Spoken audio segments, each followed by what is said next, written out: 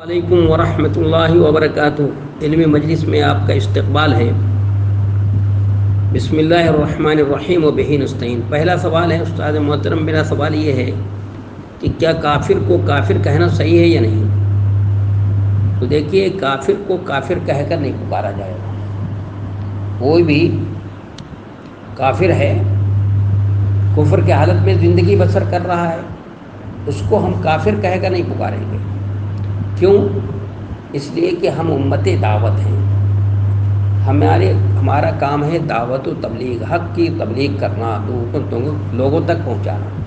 تو اگر اس کو کافر کہہ کر پکاریں گے ہم، تو وہ ہم سے بیزار ہو جائے گا، ہم سے قریب ہونے کے بجائے ہم سے دور ہوگا۔ تو ہمیں چونکہ داعی ہیں ہم، تو ہمیں داعی کو کیا کرنا ہوتا ہے؟ اپنے آپ سے قریب کرنا ہوتا ہے اس کو۔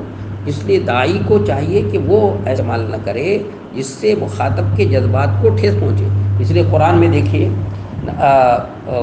کہ اللہ تبارک و تعالیٰ تعالوا الی کلمۃ سواء بیننا وبینکم الا نعبد بہ ولا نشرک بہ، تو آگے چل کر قرآن نے فإن تولوا کہا ہے، جبکہ وہاں پر موقع ہے فإن کفرتم، تو قرآن نے بھی کافر کا لفظ نہیں استعمال کیا، کیونکہ اس سے ان کے جذبات کو تکلیف پہنچتی، وہ قرآن سے قریب ہونے کے بجائے، حق سے قریب ہونے کے بجائے وہ دور ہوتے۔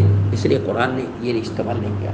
اور نبی علیہ الصلوۃ والسلام نے بھی جو دعوتی خط لکھے ہیں اپنے، ایک سے زائد دعوتی خط لکھے ہیں اپنے، تو اس میں بھی آپ صلی اللہ علیہ وسلم نے کفر کے موقع پر تولا فإن تولیت، ان قیصر روم کو خط لکھا ہے، تو اس میں اسلم تسلم یؤتک اللہ اجرک مرتین، اس کے بعد آگے پھر لکھا ہے آپ نے فإن تولیت فإن علیک اسم السجین، تولیت جبکہ موقع ہے کس کا؟ کفرتا کا، لیکن آپ نے کافر کا لفظ نہیں استعمال کیا۔ دیکھیے، کافر ہم اس کو استعمال نہیں کریں گے، ایک تو یہ بات کہ جذبات کو ٹھیس لگے گی، اس سے ہم سے قریب ہونے کے بجائے دور ہوگا۔ دوسرے یہ کہ ہم کافر اس کو کہہ رہے ہیں، بے چل رہا ہے، معلوم نہیں کس وقت اللہ تعالیٰ اس کو ہدایت دے دے اور اس کو توفیق مل جائے اور وہ ہدایت یاب ہو جائے۔ تو جب تک وہ چل رہا ہے ابھی اور وہ اس کے جسم میں جان ہے، روح ہے، تو اس وقت تک اس کو کافر کہہ کر نہ پکاریں۔ تو قرآن نے ہمیں بتایا ہے کہ ان الذین کفروا وماتوا وهم کفار، کہ ہاں جن لوگوں نے کفر کیا، ان الذین کفروا وماتوا، اور مر گئے اور کفر کی حالت میں مر گئے، فعلیہم لعنۃ اللہ والملائکۃ والناس اجمعین، تو ہم ان کو تب کہہ سکتے ہیں آپ ان پر اللہ کی لعنت ہے، فرشتوں کی لعنت ہے، تمام لوگوں کی لعنت ہے، تو اس کو آپ کہہ سکتے ہیں کافر، اس وقت کہہ سکتے ہیں، لیکن وہ ابھی زندہ ہے، چل رہا ہے، تو اس کو کافر نہ کہیں آپ، بہتر نہیں۔ اور دوسرا سوال یہ کہ محرم میں شربت بنتا ہے، کیا یہ صحیح ہے؟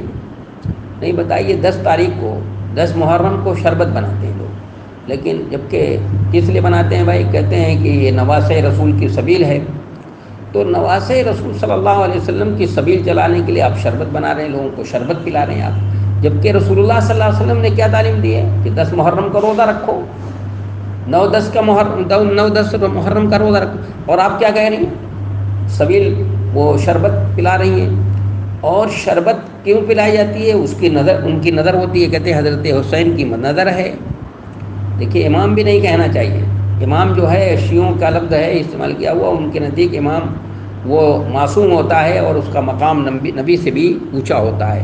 تو یہ شربت بنایا جاتا ہے، بنتا ہے اور لوگ پلاتے ہیں، یہ تو دیکھیے سنت کے خلاف ہوا۔ نبی صلی اللہ علیہ وسلم نے تو ان کو حکم دیا ہے کہ بے روزہ رکھو، اور ہم جو ہے لوگوں کو شربت پلا رہے ہیں اس دن، اور کہہ رہے ہیں ان کی نظر اور نیاز ہے، تو جانتے ہیں نظر اور نیاز عبادت ہے، وہ اللہ کے علاوہ کسی اور کے لیے جائز نہیں ہے، تو یہ شرک ہوگا۔ تو اس لیے بھائی اس میں بچنے کی کیا کرنی چاہیے؟ اس سے بچنے کی کوشش کرنی چاہیے، اور جو لوگ بناتے ہیں ان سے آپ کہیے کہ بھائی کسی کو پلانا، معصوم بچوں کو پلانا یا کھلانا یا پلانا، جو بھی کچھ بنایا جاتا ہے ان کے نام پہ نظر اور نیاز کے طور پہ بنایا جاتا ہے، یہ کیا ہے؟ غلط ہے، یہ شرک ہے۔ تو چڑھاوا ہو، کسی کے نام پر چڑھاوا ہو، اس کو کسی مسلمان کو کھلانا کیسے صحیح ہوگا؟ کیسے صحیح ہوگا؟ شربت ہے پلانا کیسے صحیح ہوگا بھائی؟ نہیں، صحیح نہیں ہوگا کسی طرح سے بھی، اس لیے اس سے بچنا چاہیے۔